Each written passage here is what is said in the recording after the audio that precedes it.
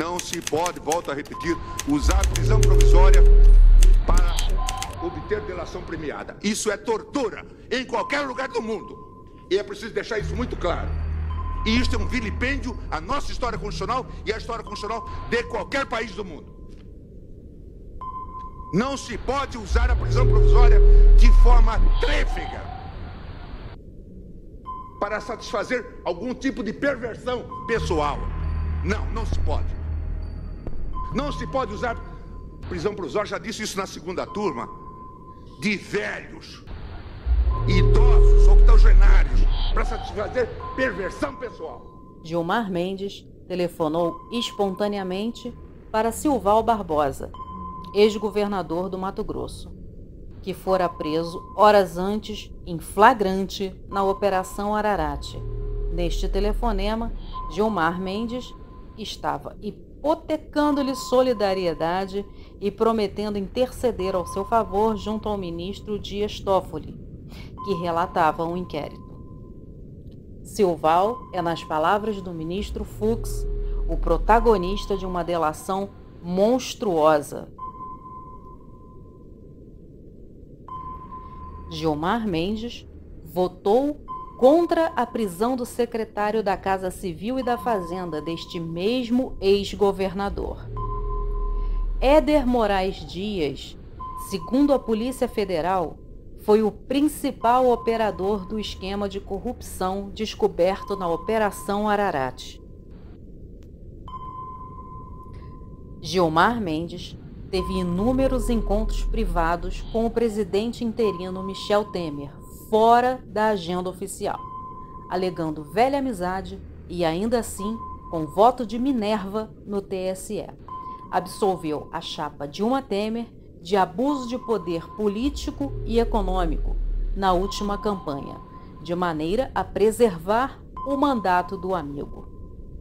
Nesse processo, a ex-mulher de Gilmar, Samantha Ribeiro Meyer, emitiu parecer favorável a Temer, que depois viria a nomeá-la conselheira da Itaipu Binacional, sem contar que o presidente ainda tornou o primo de Gilmar Mendes, Francisval Dias Mendes, diretor da Agência Nacional de Transporte Aquaviário.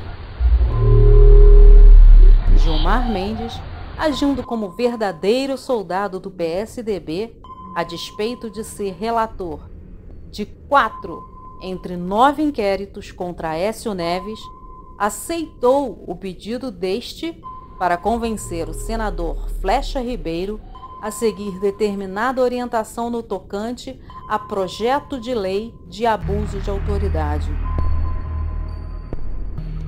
Gilmar Mendes, desprezando o fato de que sua atual mulher trabalha no escritório que defendia os interesses do notório Eike Batista, mandou libertá-lo da prisão.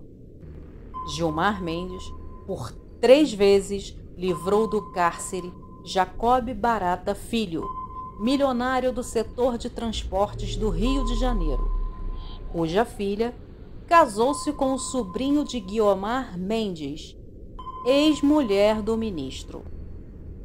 Mas Francisco Feitosa, irmão de Guiomar, é sócio de Barata. Gilmar Mendes mandou soltar o ex-presidente da Federação das Empresas de Transportes de Passageiros do Rio, Leles Marcos Teixeira, como Barata, também cliente do escritório de advocacia integrado pela atual esposa do ministro.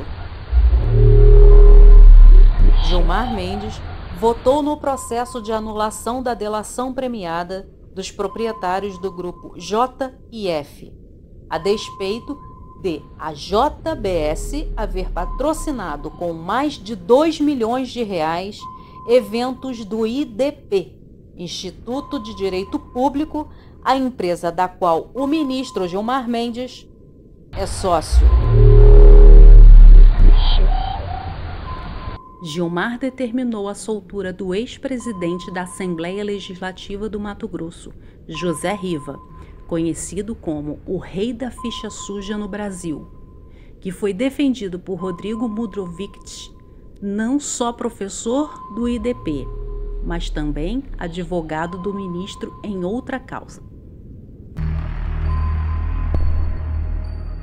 Nos episódios expostos, Gilmar julgou e, pior, beneficiou quem não poderia julgar, quando era, ao menos, manifestamente suspeito.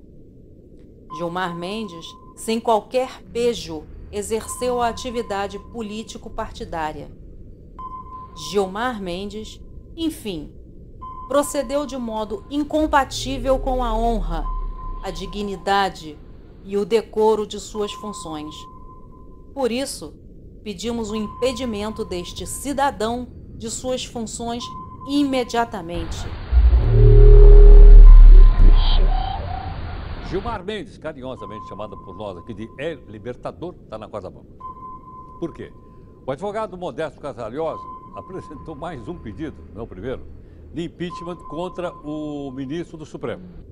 E o advogado Carvalhosa mandou uma explicação aqui para a gente mostrar para você. Vamos ver.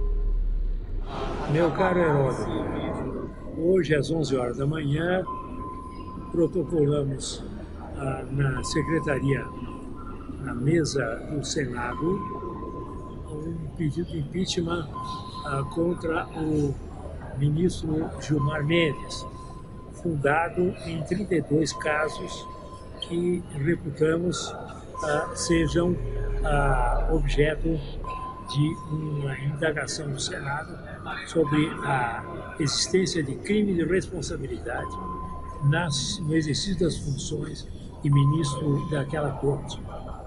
O ministro Gilmar Mendes, segundo os dados que levantamos nessa nossa petição, de 150 páginas e mais 800 páginas de documento, infringiu as regras de dignidade, de compostura e de decoro necessárias ao exercício dessas funções e no sentido, inclusive, de botar questões que ele estava absurdamente impedido de fazê-lo por suspeição.